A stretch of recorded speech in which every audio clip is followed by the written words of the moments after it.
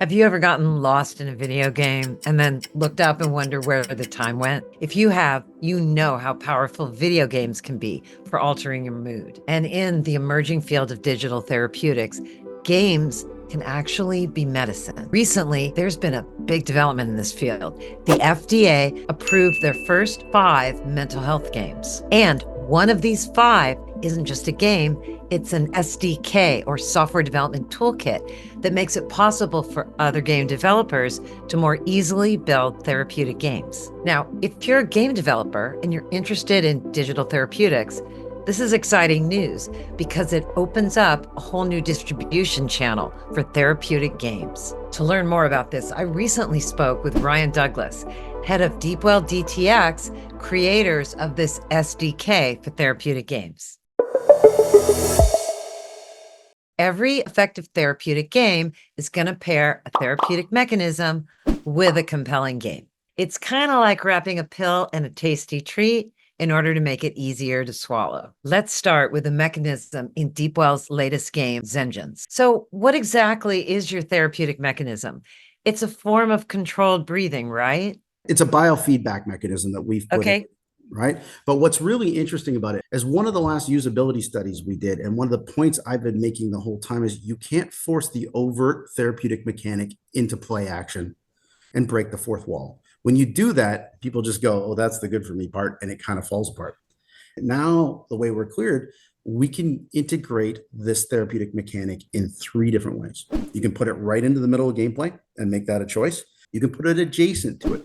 So in Zengens, there's 2 ways to play. One way, you're actually using that biofeedback mechanism in the middle of gameplay, and we set and have you work with your breath patterns and that. But there's also a cooldown room in there where you go in and you get additional spiffs and stuff like that for the fact that you went in and used the room, and you can pull that back into play action. Those are 2 ways to integrate.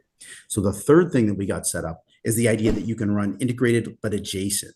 So we can have a standalone place over here that it gets to know you. It gives you a biofeedback mechanism that you can utilize through your play, and it directs you to a whole bunch of other consolidated games that are unchanged. And it's not just games. We can connect to other forms of media. We can connect to social media. We're even talking about live experiences. So there's a whole range of media that's been created and new media that can be created again that's going to be able to be attached to this and utilized as the delivery mechanism for part of the therapy. And that brings it in to the reimbursement stream and also allows it to be much more dynamic because we have the biofeedback mechanism locked down. So it sounds like the biofeedback mechanism is embedded into the SDK, yes? That's right. There's also back-end metrics. There's a lot more going on. So when we give the game over to Steam, we don't know what's happened to the code, and the agency didn't like that very much. So we had to show them how it was that we remained in control of it. So there's more to it than just the biofeedback mechanism. There's labeling that's in control. There is data collection and HIPAA level compliance that's in control. But yeah, on top of it, there is definitely the biofeedback mechanism sitting in there. So Ryan, what are some of the green flags and the red flags that tell you if a game will be good for mental health? We've been working really hard to talk about what it is in media that is actually good for you and what it is in media that's actually bad for you. Now, there are very little in the world of play mechanics themselves that are actually bad for you. Action games have been shown to be some of the best therapeutics you can build. Turns out, and we did this with Zengens, first-person shooting is not bad for you and does not make you a first-person shooter. But there are some things in games that we're not going to be okay with.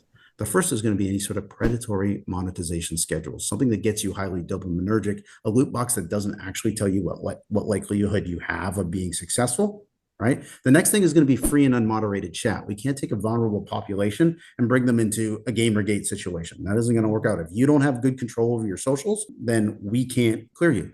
Then we're going to talk about the other dark energy mechanics, most of which are all tied back to monetization again. Something that tries to pull you back into the game to preserve the money, friends, and time you've already invested or built or gained. That's going to be a problem. It's okay if the world goes on without you. It's not okay if the world starts tearing down your work because you're not there. So it really turns out that it encourages us right back to the golden age of gaming, right? The monetization schedule is the reimbursement that's available to you, right? So then it comes back to the best experience design. And because this is the kind of dollars that actually make sense, we can start to draw those people in that otherwise would have been making money, through more of these traditional monetization means and through freemium and microtransactions. I have one last question. Why now? Was there something that triggered this FDA decision? Something that changed? We've been in a 50-year health emergency for mental health. COVID is not where this started. It's just where it went from crazy to unmanageable. The new Pew data has 38% of us as diagnosably stressed, anxious, or depressed. Right? That means on a subclinical level, we got to be talking about 70% of the population, and we can feel it everywhere. People are more aggressive on the streets.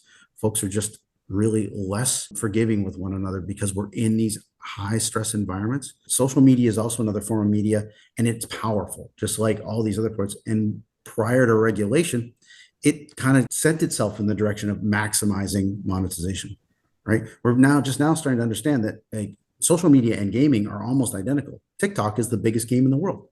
You pursue being liked, likes, being collected, and collecting, and it gives you a whole dopaminergic hit at a high frequency. So if someone wants to find out more, where can we send them? So they can go to deepwelldtx.com. So there's your deep dive into Deepwell's SDK and what it means for game developers. On this channel, we show you how to innovate smarter and build products that make people's lives better. If that sounds interesting to you, make sure to subscribe. We'd love to have you join us. And if you want to learn some best practices for designing therapeutic games, make sure to check out this video next. I'll see you soon.